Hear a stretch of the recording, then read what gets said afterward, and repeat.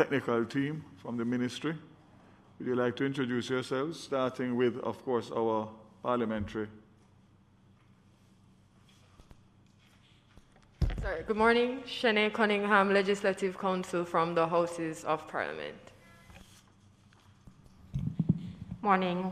Joaquin Murray, Chief Technical Director in the Ministry of Science, Energy and Technology. Morning. Janice Polak, Legal Officer of the Ministry of Science, Energy and Technology.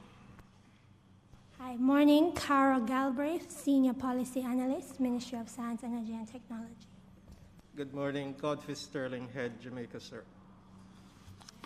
Thank you very much. Also, I would just indicate that there are some additional technical persons who will be viewing the proceedings through the PBCJ's platform. That will be Ms. Judith Grant, Chief Parliamentary Counsel, Ms. Erica Simon, Legal Reform Department, Mrs. Marlene Aldridge, Attorney General's Chambers, Mr. Jeffrey Foreman, Attorney General's Chamber, and we will get to the issue of virtual in our discussion going forward. So we'll move on, and I'll just have some brief opening remarks to put the thing in context, and then we can run through the rest of the agenda quite quickly. So, members, in an increasing connected world where data and information are the new gold, cyber security has emerged as a major priority for nations, businesses, and individuals. Governments all across the world are challenged to safeguard their systems and operations in an effort to mitigate the far-reaching impact of cyber threats and cyber crimes. As more and more of our citizens go online for work, education, and connecting with family and friends, our vulnerabilities increase exponentially.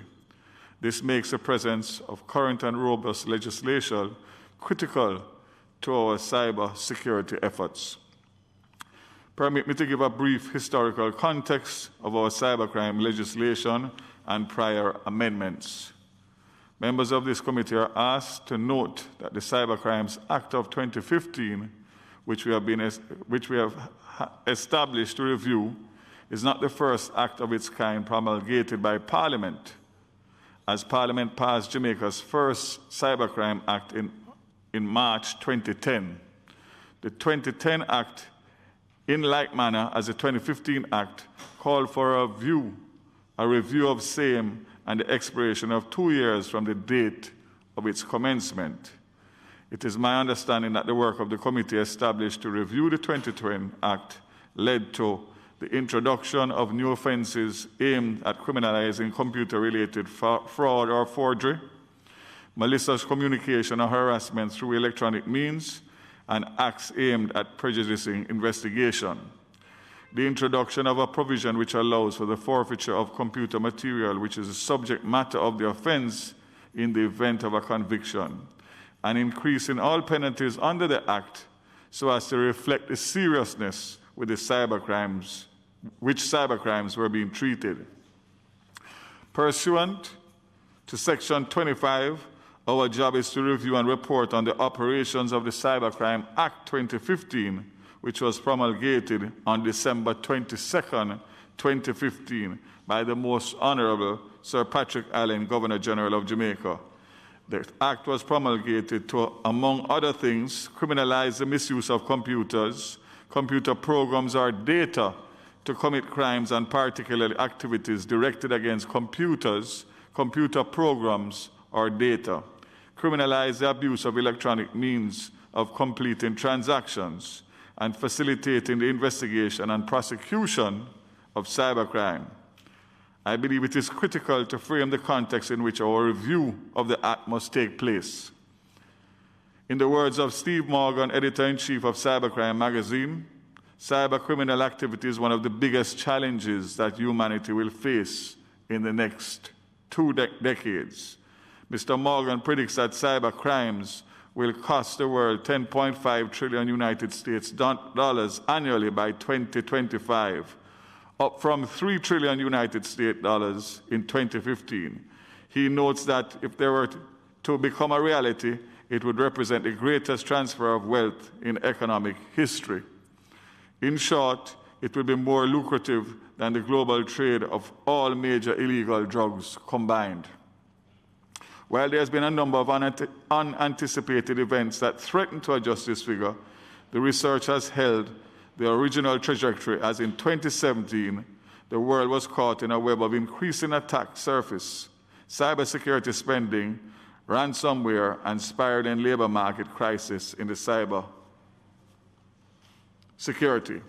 Over the last 5 years, a raft of existing and emergent threats has progressively increased in sophistication and prevalence. An analysis by Finance Online Reviews for Business shows the following trends. On a scale of 1 to 5, all of the top 10 threats scored over 3.5. These threats include malware, phishing, ransomware, account takeover, and denial of service attacks. The leading organizations impersonated by Pfizer are among the popular in the region, to include Microsoft, Google, Facebook, Apple, and PayPal. On a scale of 1 to 5, the leading cyber threat hunting inhibitors all scored over 3.2. The inhibitors include a lack of budget and skilled threat hunting personnel and difficulty implementing hunting technologies. It was estimated that in 2019, that within our region, approximately 25 million persons out of a population of over 44 million were unique users of the internet. With the increase in cyber threats, the question that administrations across the region must answer is how to stop the criminal activities that have proceeds far outstripping any fear of punishment. One way to do it is to ensure that enacted legislation stymie the view that successes in the fight against cybercrime are now almost Pyrrhic in nature. In Jamaica, data collected by the Jamaica Constabulary Force and the Jamaica Cyber Incident Response Team averages over 100 reports yearly. The top 3 incidents reported are under-categorized emergent threats such as cyberbullying and revenge porn, email compromises such as spamming, phishing, and spoofing, and unauthorized access including cloning, impersonation, and scamming. It is important to note that all cyber vulnerability that is exploited results in the commission of a crime. However, cyber threats can be categorized in 3 broad categories: events, incidents, and crimes. These include traditional and emergent cyber threats, which are increasing in their frequency and impact. Indeed, the rapid advancements of technology has led to an increase in the use of various technological tools and devices to commit sophisticated cyber threats. In many instances, the technology is being used to commit old crimes, and in some instances, new cyber threats have been created. The rapid evolution of technology presents major challenges for cybercrime legislation and the law enforcement, and thus necessitates ongoing review of not only the legislation, but also law enforcement practices. Our laws must therefore evolve iteratively in order to remain relevant with respect to the known threats, but also to be forward-looking enough to have both a deterrent effect and give prosecutorial powers to the state with respect to the emergent threats.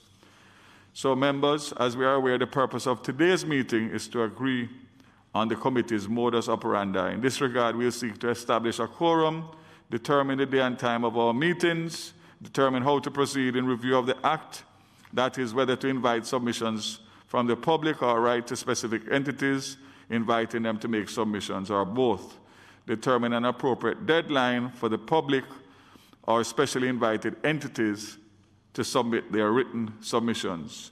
Additionally, it is proposed that at our next meeting, the date of which is to be determined, that a presentation be received from the Ministry of Science, Energy, and Technology, providing members with an overview of the Cybercrimes Act. In closing, the opportunity is taken to thank you for volunteering to serve on this committee.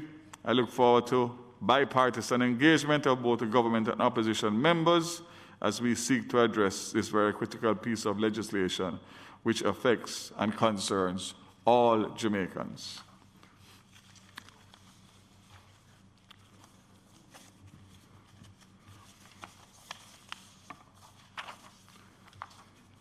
So members, with that, we will go through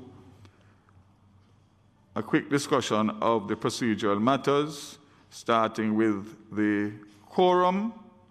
My understanding is that the usual is a minimum of 3 to 4 members, and I would propose that we stick with that so that we can start on time and, of course, use our time, limited time, as efficiently as possible. But I would obviously make a call for everybody to try and be on time as we were today so that we can get the business done in good order.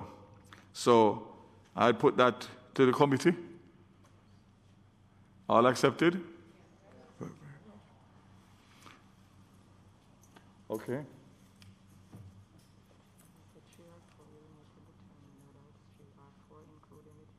So it will be three and the chairman. 3 and the chairman, making 4. Okay. The way forward, it is recommended for the committee's consideration that we do a public notice with a timeline of 3 weeks for response, which would put that to the 21st of April.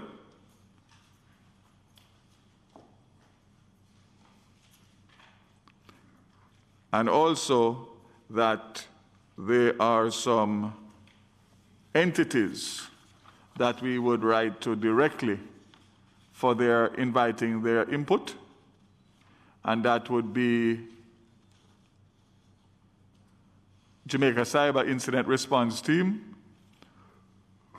JCERT, which is under the Ministry of Science, Energy and Technology, Department of Communications Forensic and Cybercrimes Unit, Jamaica Constabulary Force, Jamaica Computer Society, Jamaica Information Technology and Service Alliance, Office of the Director of Public Prosecutions, the Jamaica Bar Association, and the Major Organized Crime and Anti-Corruption Agency.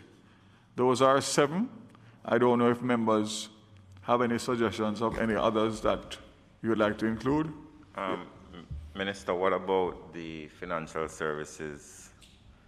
FSC? FSC. I think that based on the nature of some of the offenses that are being committed now, and they would have a keen interest in this committee. Mr. Chairman, what about private entities that work in, for example, cybersecurity? Companies like, probably like SimTi or those. Would we seek to include any of those, just so we get a...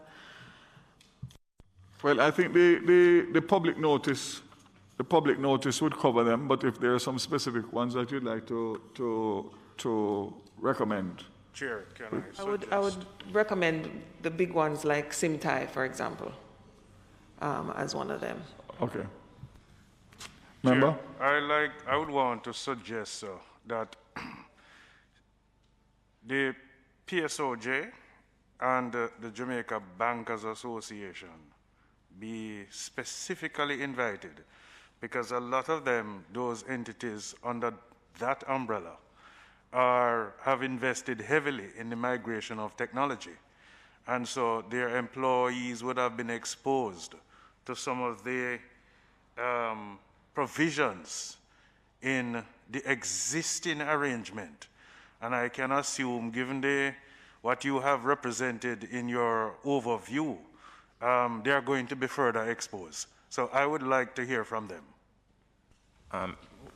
Accepted, member. To you, the chair, and I seek your guidance. I don't know if the general invitation would suffice, but I want to also mention the importance of the youth perspective in the whole discussion on cybercrime, as on many occasions they are sometimes victims and also mainly the main users of the cyberspace. So I don't know how you would work with the Ministry of Education and Youth, as well as other youth organizations that are in the space who advocate on behalf of the youth interest, to make sure that they are invited and they have an input in it outside of the general invitation.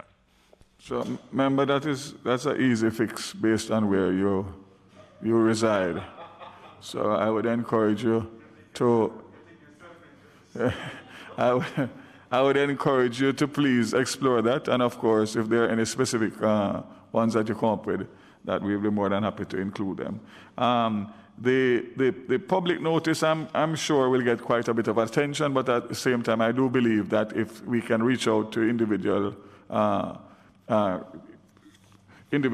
companies and offices, then of course that will capture. So I have no problem with that. What we want to do is to capture as much as possible, to get inputs, so that when we come up with something, it has been widely circulated and has the inputs that we require. I have no issue with that. So if you could make sure that those recommendations are passed on through the committee.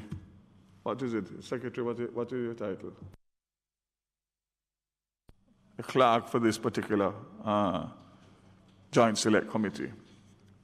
And I'm sure that we can include and get that. So as I said before, it would mean that the ministry would give an overview at our next sitting, which would be the 21st of April. 21st of April, is that correct? 21st of April? Just check the date for me, please. Which will be what? What day is that? Wednesday, just like today. 10 a.m. Fine. 10. The choice is 10 or 2. I prefer it in the mornings, actually. Get it out to me. Minister, can I ask a question? Would the consideration be made to try and move as many of the JSCs to the virtual space? That would solve a lot of problems in terms of scheduling and space. Coming to that now. That is under AOB. We're coming to that shortly. Okay, so the 21st at 10 a.m. And then now we can move straight into how the presentations will be taken. So I specifically wanted to have this meeting in person as a first meeting so that we can interact. I have met formally one member of the committee, which is Gabriel Morris. I hope to do so after this, so that we could interact and at least know who speak to one another. But going forward, obviously because of what's transpiring, I think it will be more efficient if we went virtual and accepted the presentations as well virtually, so that we could actually get through quite a bit more. Depending on the responses, we would have to obviously schedule depending on how much time we're allocated. So, but basically we'd want to hear those presentations in the shortest possible time so that we can get back to the work of the committee. So the proposal is to go virtual as of today's first meeting and to invite presentations virtually. It will require for a motion in the House, which will come at the next sitting of the House to give us the permission and the authority to do so.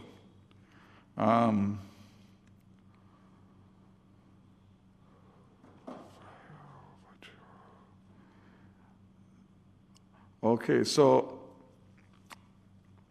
we can move on to, we've already set the next meeting, so I actually went ahead of any other business. I have one question under AOB. Since this is a review of an existing legislation, and I assume that on the 21st, when the ministry presents its overview, that overview will also provide a policy direction in terms of where we intend to go, is there an aligned or a similar legislation that we're going to be taking guidance from? And if that is so, if the committee could be provided with that similar legislation as some sort of a guide.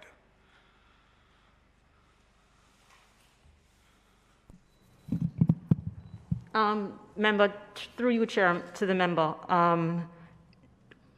what we anticipate will happen is that through the feedback coming from persons who would have had to work with the legislation, to include law enforcement and the DPP, that, and of course others, that the committee will receive recommendations. At this point, there are no necessarily policy directives with respect to the legislation.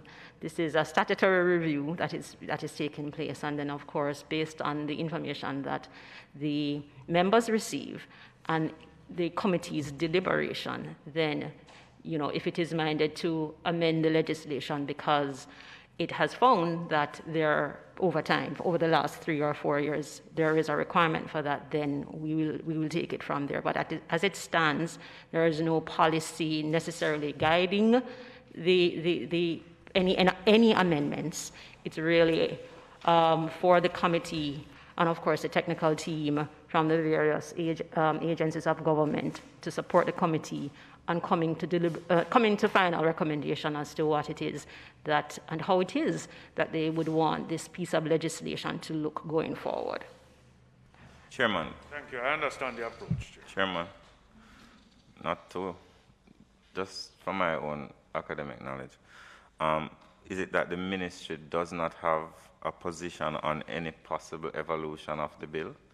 Or is it that the ministry is waiting on the committee to make its and the submissions to make their presentations before the ministry states? Because I would suspect that the minister and the technocrats may have concerns or adjustments or amendments to what currently exists themselves outside of what we may come up with. So as the chairman, Minister Vaz, indicated earlier, this piece of legislation that is before us is really around just about 3 or so years, well, 5 years old. What we would want to happen, and which is why we're saying we don't necessarily have a viewpoint on it yet, because we would want to hear, as you are hearing, how the legislation has been working, and if there are any now pitfalls in relation to the procedural, for example, and law enforcement issues, and or if there have been over time suggestions in relation to new offenses. We are aware that there are concerns about various offenses and whether or not it exists in the legislation, can be supported by the legislation, but those have come from the public generally.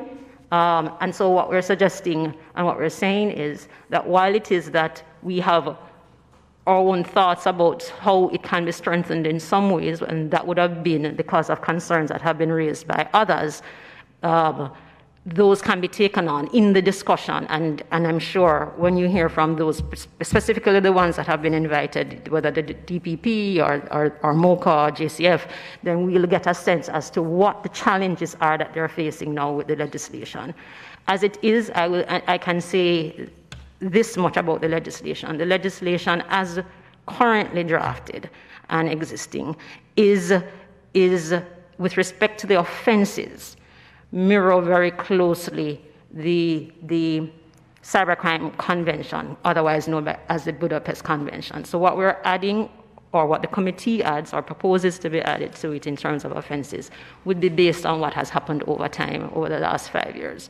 So our posture here is to, like the members, hear the recommendations and then determine, or guide rather, my apologies, assist the committee with coming to its own conclusions as to the merit of the arguments or the submissions that it will hear. It's a slightly different approach from approaches before, when we're coming with a bill. But this is something that is existing and is under review. Just, Chairman, just one thing, and it's a suggestion. So the technocrats I suspect would be very intimately connected with the current trends in how the whole issue of cybercrime is evolving globally. And I suspect that based on the fact that you are custodians of this act, then you would be quite au fait with what is happening locally and internationally, and also have your pulse on what are some of the challenges that the act has faced in terms of implementation, in terms of the ability to cause the objective that it sought to cause. Minister, I think that the ministry should, and this is my personal view, have a position on the act in terms of where the act should go, to give some sort of direction as to what, after 3 years with the evolution of computer systems and the evolution of capabilities of individuals who may have nefarious means or otherwise, have a view as to how you think that the act should be evolved to confront the challenges that are affecting us as a modern society. Point taken, member. Thank you, Chair. And I am right there with the member. Looking back at another act, the sexual harassment, that act, I remember I think it was drafted in 2015, was it? But since then, coming to us was a whole other presentation. So I am carrying the point of the member, because so much time has passed. Are we now existing in a different time? Are there new technologies, new things to bear in mind, new things that are to be borne out, so we don't just present it, but we actually upgrade or have a perspective that is in tandem with the realities that we face? So, member, I strongly support the view that you are articulating, and I draw reference to the sexual harassment bill and how it was handled.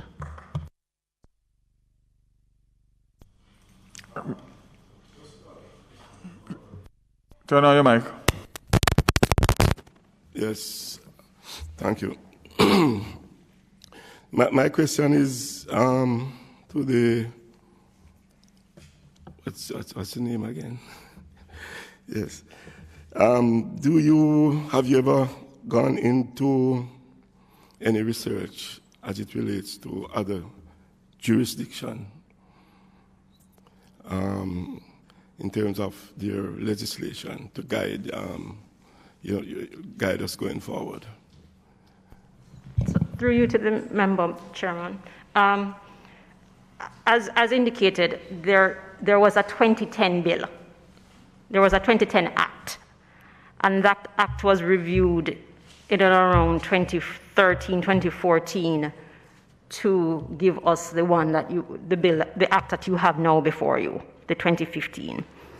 And in informing ourselves that the 2015 Act, we would have looked at the state of play then, we would have looked at other jurisdictions, and we would have been guided by the convention that I referred to you earlier, the Budapest Convention, to ensure that we are aligned with a treaty, though we are not a part of the members of the treaty, that we would be guided by that. And so we would have informed ourselves by that review, of the review of the 2010 and going into 2015, of what the state of play was then, and how legislatively various jurisdictions and or treaties would have been treating with offenses of a cybercrime nature.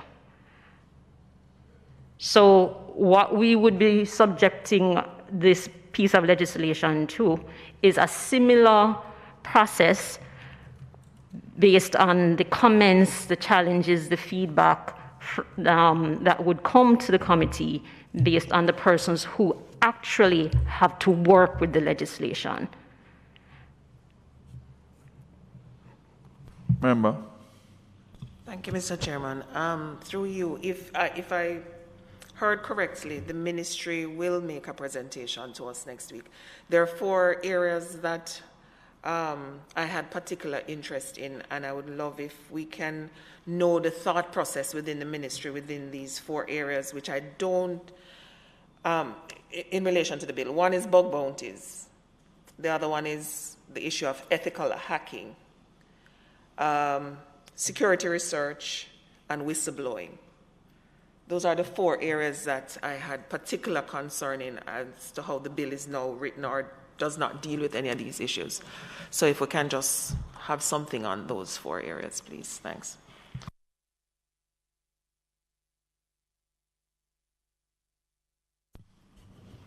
You noted that. Member Gail, you wanted to say something? Again, I had started, Chair, the discussion around, the policy direction. And whilst I can accept receiving express recommendation from stakeholders, I just want to be sure as a member and to be satisfied as a member of this committee that we're going to be treating with a deliberation from an informed position of our own that would somehow also facilitate the responses from the stakeholders, so that we're not just taking the stakeholders' review, but we would have done the necessary research so that it can inform the direction that we're going to be taking. That would be my comment, Chair. Fine. Well accepted, member, and that is the intention. Whereas it has to be a holistic approach, it still has to have some direction from the committee, and of course through the ministry. Absolutely.